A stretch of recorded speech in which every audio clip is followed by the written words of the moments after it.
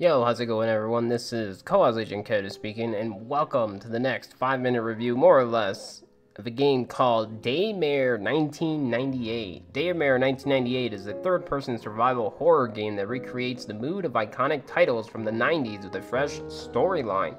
An incident that turns a small town into a deadly zone, 3 characters to play with, and little time to find the truth before its mutated citizens abruptly end your mission.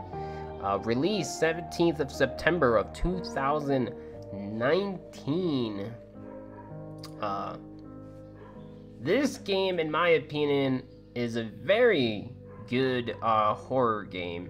The things that make it stand out is the story. Again, you get 3 playable characters, which is pretty damn interesting in my opinion.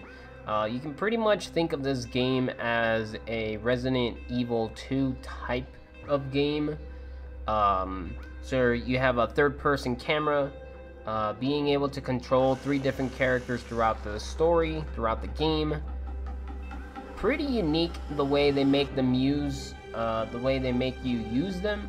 The only thing I didn't really understand is like my characters themselves. Like the story was awesome, but trying to figure out who you were and why you were doing it kind of lost me as I went, but I finally understood it at the very end, which again is a really cool part of the game. The puzzles are awesome, man. I loved it. I actually, well, the way I did it was writing down the clues that they were giving you and then trying to solve the puzzle. I had a ton of fun writing them down, trying to figure it out. It's pretty cool the way they make you do things. I enjoyed it very much.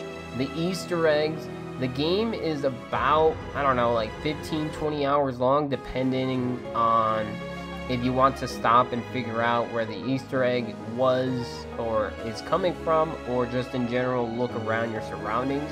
I spent a lot of time looking at my surroundings, so therefore I spent quite a long time playing the game. But the Easter eggs in the game are freaking amazing. It references a boatload of different things that I'm not even going to mention any of them. Just because of that. But you definitely will not be disappointed, assuming you know where they're coming from. There were obviously a lot of different things about the game that I didn't understand, but I mean, the very few ones that you do get, you'll definitely love, that's for sure. The music's pretty intense. Freaking love it. UI, the way they made the UI work with the game was fantastic.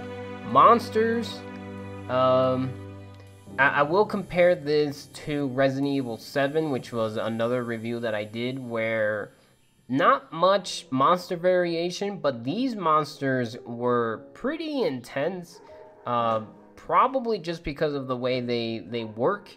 There aren't too much monster variation, but then again, in a horror game, when will you see like a lot of different things come at you, I guess you can say. It's just the way they come at you versus the way they act, I guess you can say. I don't know, but the monsters, even though there wasn't much variation, it definitely made me think twice. Maybe it was the way they used them, because even though the game is not really all that much horror, for me at least, it definitely made me jump scared towards the end quite often, which was amazing.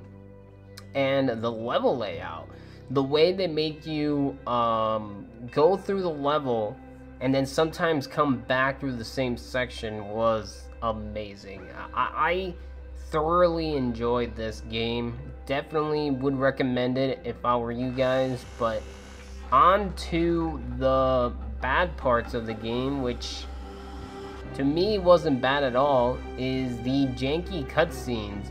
Like some of the subtitles are wrong, and the cutscenes themselves seem a little iffy, but I actually loved the game even more because of that. So yeah, I would definitely suggest that if you do like horror games, to play this one just for the sake of the laughs that you'll get from the cutscenes themselves, let alone monsters getting stuck in walls or walking in place. I definitely won't mention much, but yeah, I would definitely suggest, like, people have compared this game to Resident Evil 2, the remake one, and I would definitely say it has nothing to do with it, but it definitely is the same genre where, again, you have the puzzles, the horror games, the trying to balance your inventory because you have limited inventory space, stuff like that, like, but in general, the game is definitely worth playing it. It is an indie title, so keep that in mind, but the game was amazing. Definitely suggest anyone try it out. Would not compare this to any of the Resident Evil games, but again, it is part of the same genre, so you can take that however way you will. But big shout outs to Timmy on Twitch.